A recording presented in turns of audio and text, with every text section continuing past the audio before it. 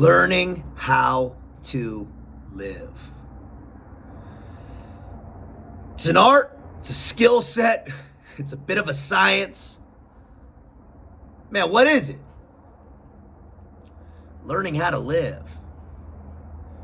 We all know how to survive. Well, some of us do.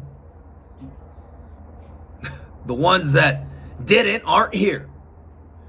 We all know how to survive, but few, very few, know how to live and thrive. Live and thrive.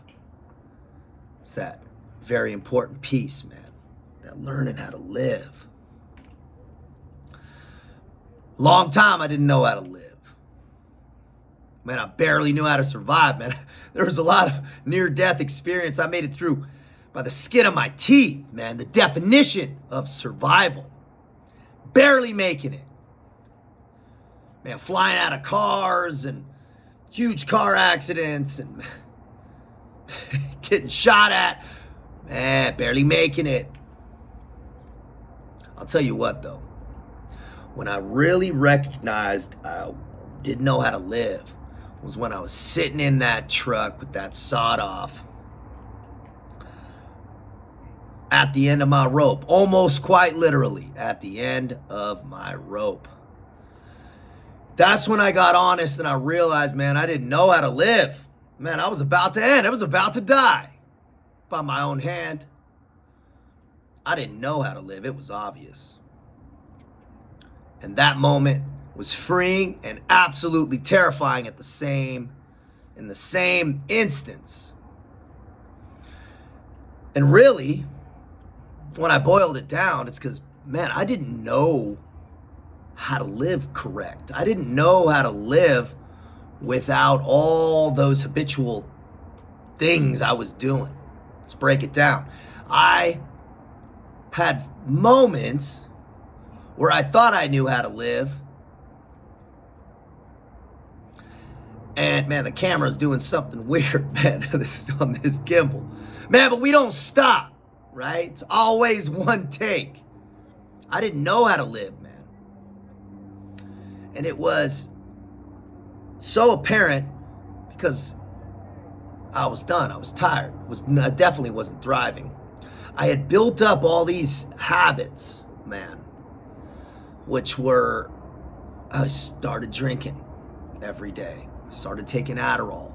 I just had no purpose, man. I was smoking weed. I was taking fentanyl and opiates. And I had stacked in all these things, man, and they all became woven into this, like, ceremony of the day. Like, things I would do, right? Just like we get up and have our coffee for people that do that.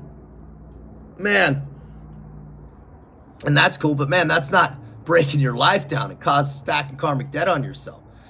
We have to be very careful about the habits that we stack and weave into our lives. And that's the specific point of this video, is learning how to live, is learning how to embed healthy habits that build your life and progress you and build you. That's the key. That's learning how to live.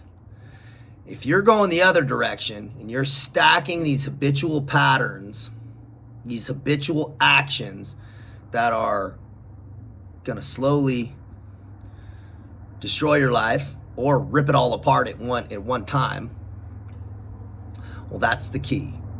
That's the thing you have to be aware of, is those aggregate actions. Those aggregate actions, man, are what stack the deck in our favor or against us. I know which one I'd like to choose, man. When I'm playing the house, I like the deck stacked in my favor. It's rare, man. So when you can do it and you have the control to do it, you better make sure you do it. Learning how to live. Now, there's other pieces to learning how to live, sure. Mindset, approach, your energy, but all of it's is woven into our daily habits. That's the root. That's the foundation. Everything builds and stems off of that. your daily rhythm, your daily battle rhythm, your daily flow.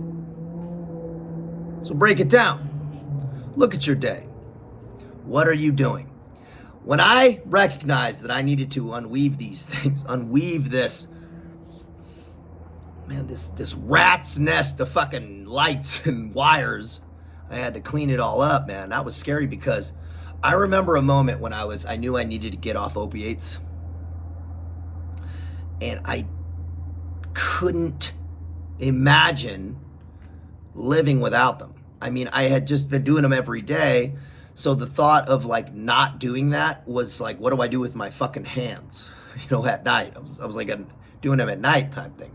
Then when that went through that, got rid of that, there was the piece of, man, how do I not take Adderall in the morning? Man, there had been a lot of periods of my life where I didn't, right? In the military and on SEALs, but I had this like purpose and this other mission. And then when I was just like on my own in the streets, that lack of purpose, right? That was key. I was kind of making myself feel pumped up for the day and like ready to rock and roll via this technology, this fake shit, this manufactured motivation. Manufactured motivation. And it was bullshit, man, because it's fleeting. Also, it becomes a full-time job of like making sure you have it, man. It's fucking chains, man. All that shit's change. If you're on meds or you're on shit, man, it's chains. When you travel, you got to make sure you have it, or this or that, or what if the fucking doctors, all this, bro, wasted energy. Wasted energy that's not up and out and growth and love and positive things, man. It's all down and in. Down and in bullshit. And so in my instance, I went into the French Foreign Legion, man, and just gave myself no option to even have it. None. French Foreign Legion cut everything all at once. Xanax, alcohol, weed, all that shit, all the daily stuff. Man, I cut it all in one moment. I had cut opiates before that, a few months before that, but then you have to hit time. Time needs to heal those wounds. Time heals your soul. It repairs your mind. You need some time to just get re-centered, build back your energy to the core naturally.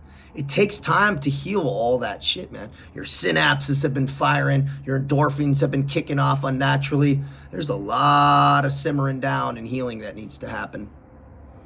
So allow it to happen. 1, trim all the bullshit and the chaos away.